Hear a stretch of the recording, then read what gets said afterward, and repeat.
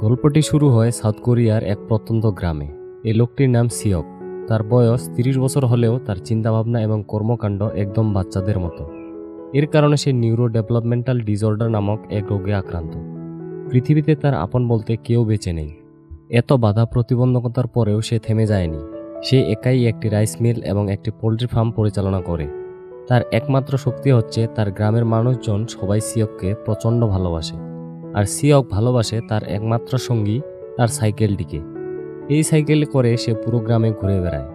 প্রতিদিনের মতো আজও সে ঘুম থেকে উঠে তার পছন্দের গানটি প্লে করে। এরপর অনেকগুলো ক্রিম নিয়ে মুখে মেখে নেয়, মুরগিগুলোকে খাবার দিয়ে ডিম কুড়িয়ে নেয় এবং ব্রেকফাস্ট করে বেরিয়ে পড়ে তার প্রিয় সাইকেলটিকে নিয়ে। ডিমগুলো এক বাড়িতে পৌঁছে দিয়ে টাকা সংগ্রহ করে। এরপর সে রওনা হয় শহরের দিকে। রাস্তায় বাচ্চারা স্কুল বাসের জন্য অপেক্ষা করছিল। সে তাদের সাথে অনেকক্ষণ দুষ্টুমি করে। এরপর স্কুল বাস চলে আসলে সেও তাদের সাথে স্কুলে চলে যেতে চায়। টিচার বলে, এই বাসটা তোমাদের মতো বুড়োদের জন্য নয়। এরপর সে বাসটির পিছু করতে থাকে। বাচ্চাদেরকে বিদায় জানিয়ে শহরের দিকে চলে যায়। পথের মধ্যে সে এক লেকের পাড়ে দাঁড়ায়। সে প্রায় সময় এখানে এসে পাথর দিয়ে পানিতে স্টোন স্কিপিং খেলে। অপরদিকে এই শহরে একটি বাস এসে থামে। সে বাস থেকে নেমে আসে। ইউনজি নামক একটি মেয়ে, সে প্রথমবার এই গ্রামে এসেছে। ওইদিকে দেখা যায় সুপার শপের ম্যানেজার সিয়ককে খাবার খেতে দেয়। এই লোকটিও তাকে খুব ভালোবাসে। সিয়ক প্রায় প্রতিদিনই এই সুপার শপে চলে আসে প্রয়োজনীয় কেনাকাটা করতে। ম্যানেজার বলে, তুমি শুধু এনার্জি ড্রিঙ্কের ইনস্ট্যান্ট নুডলস খেতে থাকো। এটা মোটেও উচিত নয়। তোমার উচিত অন্যান্য খাবারগুলো টেস্ট করা। সিয়ক তাকে বিদায় জানিয়ে চলে আসে। দোকানের বাইরে একটি গেমিং ডিভাইস রাখা ছিল। এই গেমটার নিয়ম হচ্ছে কয়েন দিয়ে গেমটা চালু করতে হয়। ডিভাইসের ভেতরে একটি রোবোটিক হাত থাকে। বাটনের সাহায্যে ওই হাতকে কন্ট্রোল করে পুতুলগুলো তুলে আনতে হয়। সিয়ক যখন এই গেমটা খেলছিল তখন ইয়নজি সেখানে এসে দাঁড়ায়। তার ব্যাগের সাথে একটি পুতুল লাগানো ছিল। এই দেখে সিয়ক তার পুতুলটি নিতে চায়। ইয়নজি তাকে পাগল বলে গন্তব্যের দিকে হাঁটা শুরু করে। সে চলে আসে একটি মহিলা হোস্টেলে। এখানে মেয়েদের থাকার এবং পড়াশোনার ব্যবস্থা রয়েছে। সেই হোটেলের টিচার তার সম্পর্কে জিজ্ঞেস করে। ইয়নজি বলে সে সিওল শহর থেকে এসেছে। সে এসেছে তার বাবাকে খুঁজে বের করতে। তার বাবা এই গ্রামে কাজ করতে এসে আর ফিরে যায়নি। সন্ধ্যায় সিয়ক তার বন্ধুদের সাথে দেখা করতে বারে চলে আসে। তার বন্ধুরা সেখানে প্রচুর ড্রিঙ্কস করে এবং তাকে জোরপূর্বক ড্রিঙ্ক করতে বাধ্য করে। সে ওই জায়গা থেকে পালিয়ে চলে আসে। পরদিন সকালবেলা আসে গির্জায়। এসে ক্ষমা চাইতে থাকে গতকালের ড্রিঙ্কস করার কারণে। এরপর সে গির্জার ফাদারের কাছে সবকিছু খুলে বলে। ফাদার বলে, এটা তুমি অনিচ্ছাকৃতভাবে করেছ। ঈশ্বর অবশ্যই তোমাকে ক্ষমা করে দিবেন। এরপর তার এক আঙ্কেল ধান নিয়ে আসে তারই মিলে ভাঙানোর জন্য। সে সিয়ককে অর্ধেক টাকা দিয়ে ঠকাতে চাইছিল, কিন্তু সিয়ক তাকে নোটিশ বোর্ড দেখাতে বলে, যেখানে মূল্য লেখা ছিল। এই দেখে সে তাকে পুরো টাকাটা পরিশোধ করে। এরপর বস্তাগুলো নামিয়ে রাখে, মেশিন স্টার্ট করে ধানগুলো মেশিনে দেয় এবং চাল সংগ্রহ করে। পরদিন হোস্টেলের টিচার তার স্টুডেন্টদের নিয়ে গির্জা পরিদর্শনে আসে। গির্জা থেকে বাচ্চাদেরকে পুতুল উপহার দেওয়া হয়। সেখানে ইউএনজি ছিল। সিয়ক আবারও তার ব্যাগের পুতুলটি দেখে নিতে চায়। তখন ফাদার তাকে থামিয়ে দেয় এবং ক্ষমা চাইতে বলে। এরপর টিচার ইউএনজিকে নিয়ে হোস্টেলে চলে আসে। সে ইউএনজি সম্পর্কে আরও জানতে তার মায়ের কাছে ফোন করে। তার মা বলে ইউএনজি অস্বাভাবিকভাবে আচরণ করত এবং সে কাউকে না বলে বাড়ি থেকে পালিয়ে গিয়েছে। এখন তার প্রতি আমাদের কোনো ভালোবাসা নেই। তারপর দিন তাদের গ্রামের ঐতিহ্যবাহী ফিশ ফেস্টিভ্যাল বা মৎস্য উৎসব অনুষ্ঠিত হয়, যেখানে মাছ ধরে গ্রামের সবাই মিলে রান্না করে খাবে। দেখা যায় গ্রামের বাকিদের সাথে সিয়কও মাছ ধরতে নেমে পড়ে। অন্যদিকে লেকের বিপরীত পাশে ইয়নজি একা বসেছিল সেই উৎসবে। আমরা জানতে পারি গির্জার ফাদার হোস্টেলের সেই টিচার হচ্ছে পুরনো বন্ধু। এরপর সবাই খাওয়া দাওয়ায় ব্যস্ত ছিল। তখন ইয়নজি এখানে এসে ঘোরাঘুরি করতে থাকে, আর তাকে দূর থেকে ফলো করছিল সিয়ক। দিনটা খুবই রৌদ্রোজ্জ্বল, তাই সবাই তাদের ব্লেজার রিসেপশনে রেখে পাশে লাঞ্চ করছিল। খাওয়া দাওয়া শেষ করে যখন ব্লেজার নিতে যায় তখন তারা লক্ষ্য করে তাদের মানিব্যাগ ব্লেজারের মধ্য থেকে চুরি হয়ে গিয়েছে। এই নিয়ে সবার মধ্যে আতঙ্ক ছড়িয়ে পড়ে। হোস্টেলের অন্য একজন টিচার সে জানায় এই চুরির পিছনে ইউএনজি দায়ী, কারণ সে একাই কিছুক্ষণ আগে রিসেপশনের ওই দিকে ঘোরাঘুরি করছিল। এই বলে সে ইউএনজির কাছে এসে তাকে জিজ্ঞাসাবাদ করে এবং তার ব্যাগ চেক করতে যায়। এই নিয়ে তাদের ঝগড়া শুরু হয়। এক পর্যায়ে তার ব্যাগটা নিচে পড়ে গিয়ে ভেতরে সমস্ত জিনিসপত্র বেরিয়ে যায়। সেখানে ছিল তার ড্রয়িং মেকআপের জিনিসপত্র। ওইদিকে সিয়ক এক লোকের পিছু করতে থাকে এবং তাকে ধরে ফেলে। পরবর্তীতে সে লোকটির ব্যাগ চেক করলে তার ভেতরের মানিব্যাগগুলো দেখতে পায়।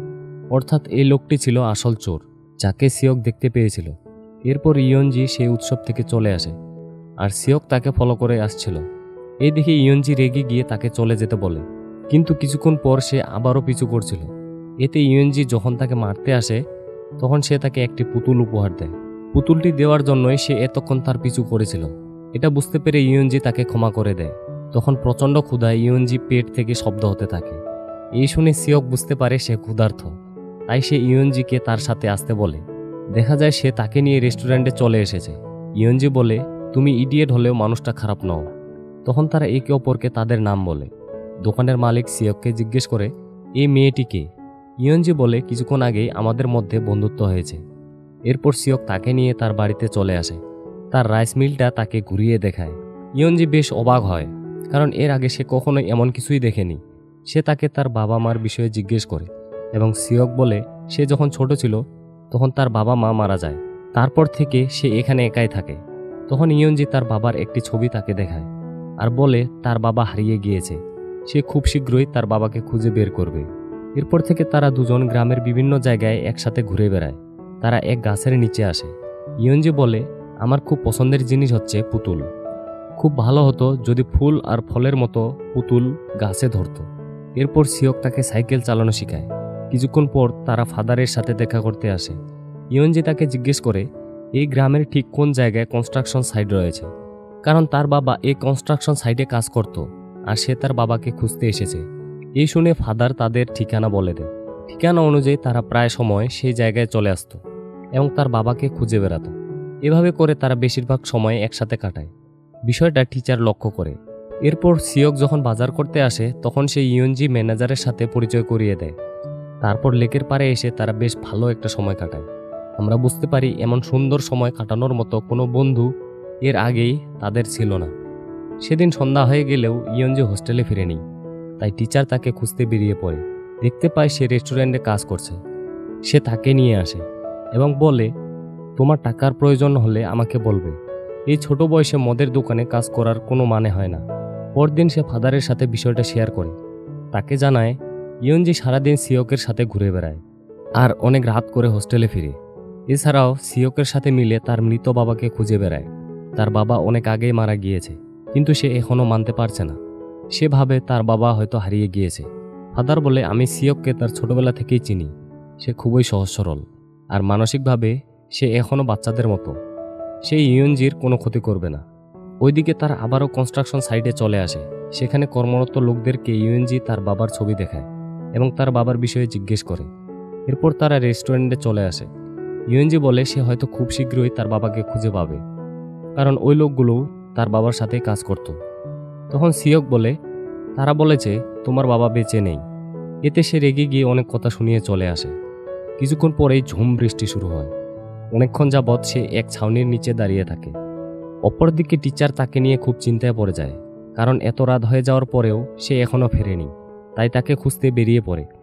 গির্জায়, রেস্টুরেন্ট, সব জায়গায় খুঁজে বেড়ায়। অন্যদিকে বৃষ্টির মধ্যে বহু সময় দাঁড়িয়ে থাকার পর ইয়নজি সিদ্ধান্ত নেয় সে সিওকের বাড়ি যাবে এবং তার কাছে ক্ষমা চাইবে। কিন্তু বাড়িতে গিয়ে দেখে সিওক এখনও ফেরেনি এবং ঘরের লাইট অফ করা ছিল।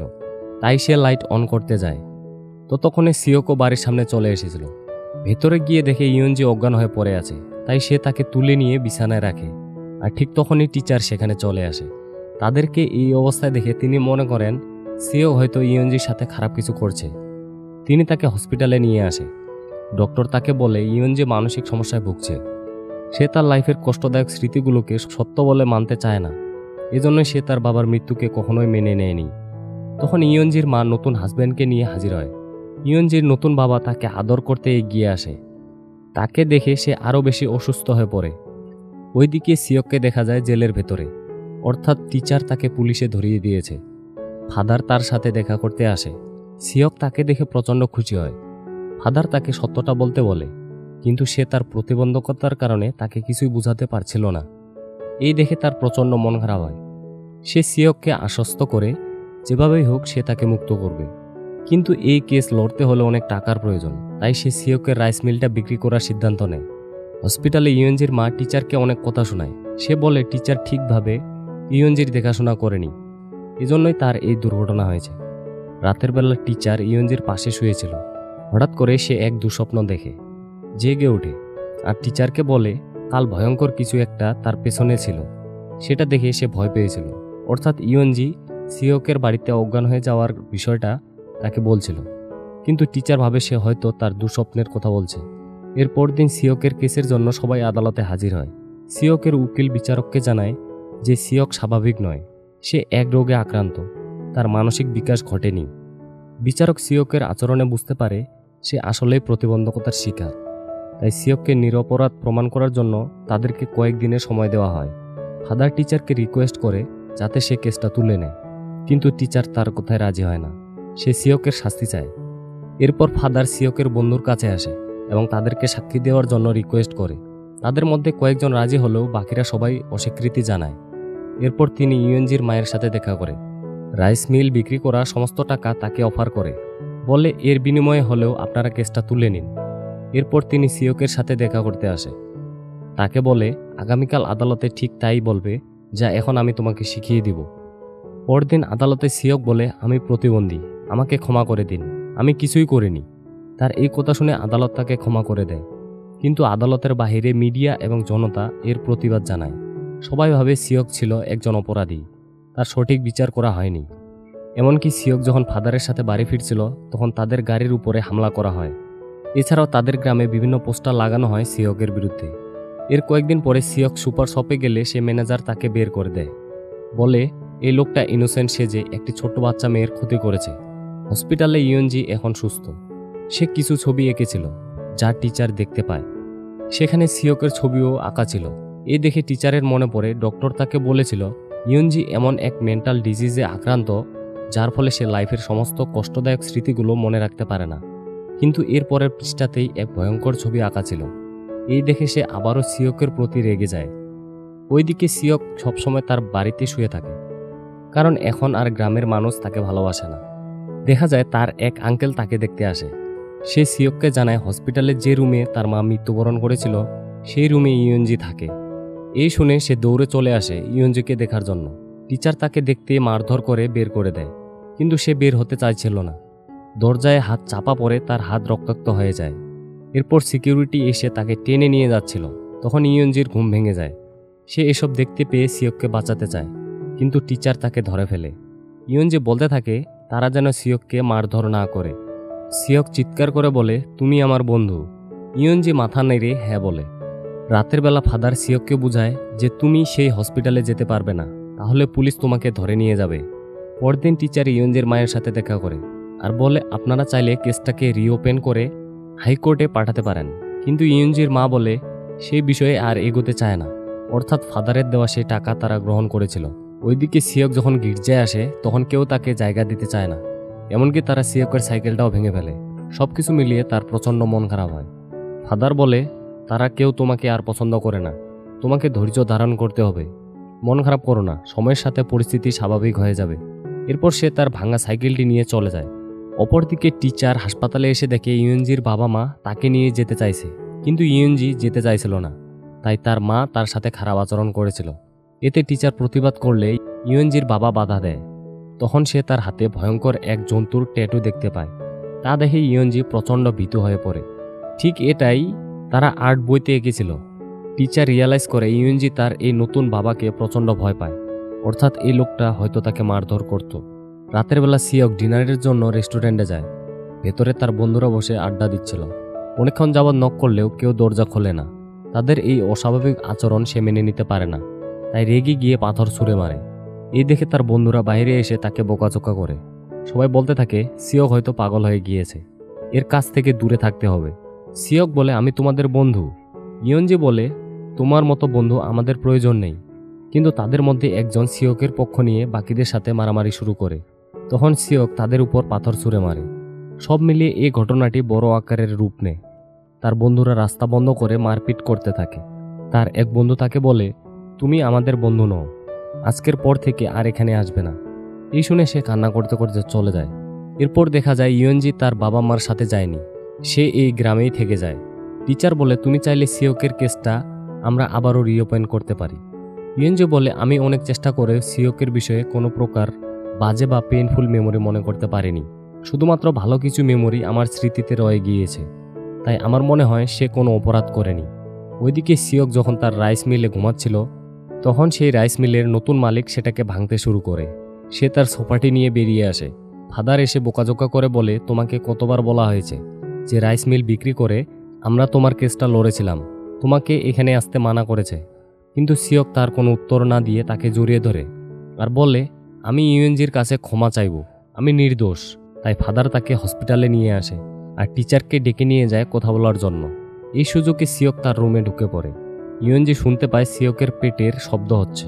বলে, তুমি নিশ্চয়ই ক্ষুধার্ত।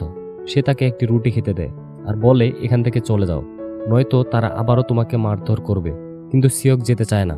তাই ইউএনজি বলে, আমি তোমাকে পছন্দ করি না, তুমি একজন বাজে লোক। সিওক বলে, আমরা তো বন্ধু। এর উত্তরে সে বলে, তুমি একটা ইডিয়েট, তোমার মতো বন্ধু আমি চাই না। তুমি এখানে থাকলে আমি আরও অসুস্থ হয়ে পড়ব, তাই দয়া করে চলে যাও। এই বলে সে অভিমান করার অভিনয় করে। সিওক রুটিটা খেয়ে বলে, তোমার কথায় আমি রাগ করিনি, তুমি অসুস্থ হয়ে পড়ো না। এই বলে সে বেরিয়ে যায়। সবাই এক এক করে তাকে তাড়িয়ে দিয়েছে, যারা আগে তাকে প্রচণ্ড ভালোবাসত। এরপর দিন সকালবেলা সে প্রতিদিনের মতো খুব ভোরে ঘুম থেকে উঠে মুখে ক্রিম লাগিয়ে তার ফার্মে চলে আসে। ডিম সংগ্রহ করে তা কাস্টমারের কাছে পৌঁছে দেয়, কিন্তু তারা দরজা বন্ধ করে রেখেছিল। তাই সে ডিমগুলো তার বাসার সামনে রেখে আসে। আমরা দেখি বহুদিন আগে থেকেই তার দেওয়া ডিমগুলো তারা গ্রহণ করেনি। এরপর সুপার শপে আসলে তাকে আগের মতো আর কিছুই খেতে দেওয়া হয় না। সে গির্জার সামনে এসে প্রচুর কান্নাকাটি করে দূরে বসে তার রাইস মিলটা দেখতে থাকে। এরপর সে ওই গাছের নিচে চলে আসে, যেখানে ইউএনজি বলেছিল যদি গাছে পুতুল ধরতো তাহলে খুব ভালো হতো। ইউএনজির ইচ্ছে পূরণ করতে সে ওই গাছে অনেকগুলো পুতুল বেঁধে দেয়।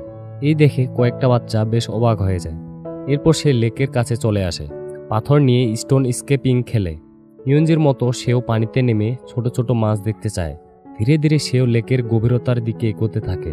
এই গ্রামের প্রত্যেকটা মানুষ যারা সিওককে প্রচণ্ড ভালোবাসত, তাদের ভালোবাসার শক্তি হিসেবে তার প্রতিবন্ধকতাকেও ছাড়িয়ে গিয়েছিল। সে কারো উপর বোঝা হয়ে থাকেনি, উল্টো মানুষকে সাহায্য করেছে। সে বিনিময়ে শুধু একটু ভালোবাসাই চেয়েছে, কিন্তু তারা তাকে ভুল বুঝে দূরে সরিয়ে দিয়েছে। আর এখন তার সেই ইচ্ছে শক্তিও অবশিষ্ট নেই, যে শক্তির মাধ্যমে সে তার জীবন যুদ্ধ চালিয়ে যাবে। হয়তো চিন্তা শক্তি বা মানসিক বিকাশের অভাবে সেই সিদ্ধান্ত নিয়েছে, যেটা তার মোটেও উচিত হয়নি। কারণ জীবন আপনাকে বহুবার পরীক্ষা করে দেখবে, তখন ধৈর্য ধারণ করে এবং হার না মেনে সামনে এগিয়ে যেতে হবে, তাহলেই জয় সুনিশ্চিত। জীবন যুদ্ধে জয়ী হওয়ার সেই আনন্দ সমস্ত দুঃখ কষ্ট ভুলিয়ে দেবে। সূচনা হবে এক নতুন জীবনের, যার অনুভূতি হবে সবচেয়ে সেরা।